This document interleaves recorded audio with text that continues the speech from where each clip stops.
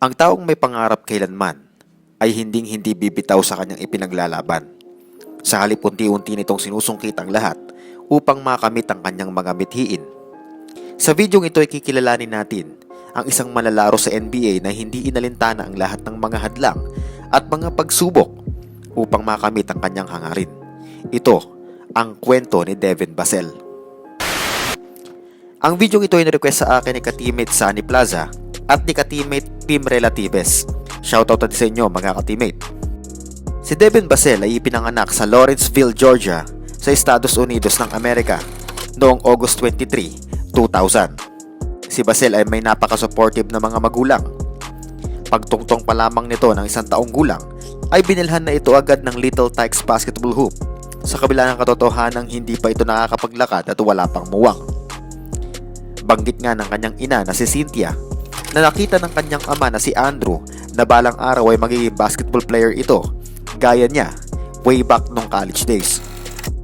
At the age of 6, nakita ng mga magulang nito maging ng kanyang guro na matalino at advanced itong si Devin Vassell kung pag-uusapan na yung learning process. Dito ay nakita rin ang interes niya sa paglalaro ng basketball. Pagtungtong ni Devin Vassell sa middle school ay inaral pa rin ito ang basic basketball na kahit nga inaaya ito ng kanyang mga magulang tuwing summer na magbakasyon ay tumatanggi itong sumama sa kadahilan ng ayaw nitong magpahinga sa pag-aaral ng basketball at walang gustong sayanging panahon. Pero maagang sinubok ang kalooban ng ating bida nang bigla itong hindi isinama sa lineup noong nasa middle school pa lamang ito. Pero hindi kumupas ang interes ni Devin Vassell at lalo pang inaral ang nakahiligan nitong sports. Idilipat ng kanyang mga magulang ng ibang paaralan si Devin dahil sila mismo ay nalulungkot para sa kanilang anak kung kaya't nagkaroon muli ito ng panibagong koponan na lalaruan. Si Devin Vassell ay isang scorer type of player na bagamat sa kabila ng kanyang 21.6 points per game na output noong high school ay nanatili itong underrated at wala halos pumansin sa kanya. Pero mula Texas Tech, North Florida at Stetson, mas pinili nitong magkolehiyo sa Florida State University at dito rin ipinagpatuloy niya ang kanyang nasimulan. Hindi agad umugong ang kanyang pangalan sa kolehiyo. Sa halip ay nanatili itong humble sa unang taon hanggang sa nagpamalas ito ng magandang performances pagsampa nito ng ikalawang taon. Banggit pa ni Devin sa kanyang mga magulang na gusto nitong makapasok ng NBA kung kaya't inspirado ito sa bawat laban na nagresulta naman ng mga outstanding performances sa kanya. Dumating pa nga sa punto na sinabi ng kanyang ina na paano kung hindi ka makuha? Ano na ngayon ang gagawin mo? Anong balak mo? Kung hindi ka matanggap sa NBA. Pero walang pagdadalawang isip na tumugon si Devin at sinabing hindi mangyayari yan. Sa halip ay makakapaglaro siya sa NBA. Inasahan din ng kanyang ama na kung posible nga ay malamang sa malamang nasa late first round pick o di kaya naman second rounders lang babagsak ang kanilang anak. Pero naroon pa rin ang suporta ng kanyang mga magulang para sa kanya. June 25, 2020, nakaschedule ang NBA draft. Pero dahil sa COVID-19 pandemic, ay na-hold ito at itinuloy naman sa taong dingyan sa buwan ng Nobyembre.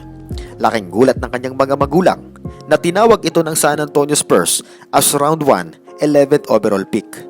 Now the pick is in for the San Antonio Spurs. With the 11th pick in the 2020 NBA Draft, San Antonio Spurs select Devin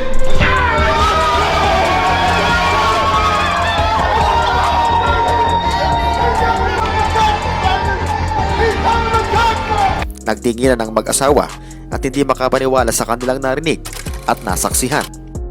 Hindi man daman ni Devin Vassell ang una nitong season sa NBA dahil sa pandemya ay natupad naman ito ang kanyang pangarap na makapaglalaro siya sa NBA. Sa pag-alis noon ni Derrick White sa team ay isa si Devin Vassell sa nanguna sa kanyang mga kasamahan sapagkat makabagong San Antonio Spurs ang kanilang ibinabandera sa liga. 2022-2023 season, sinubok ng tadhana si Vassell nang tamaan ito ng knee injury kung kaya't kalahating season ang nawala sa kanya.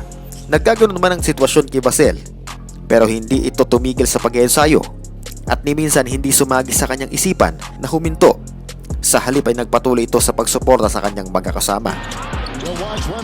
Bumalik si Devin Vassell sa sumunod na season at laking gulat ng marami na lalong humusay at lalong napagbuti ang outside shooting nito.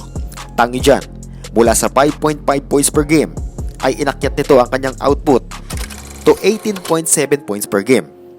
Hindi lang yan, binigyan pa ito ng 5-year, $146 million contract extension kung saan ito ang largest contract sa Spurs franchise history.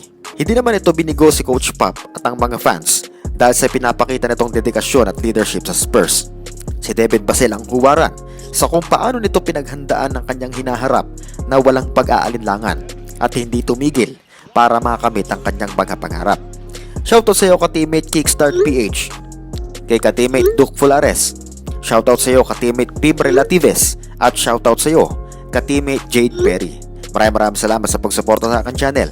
That's all for today and see you sa next video.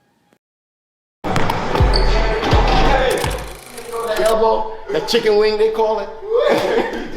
Where? That left chicken wing. Give me that. Ooh, look at this. Fancy dribbling. Give me that. Oh, it's like that. Excuse me.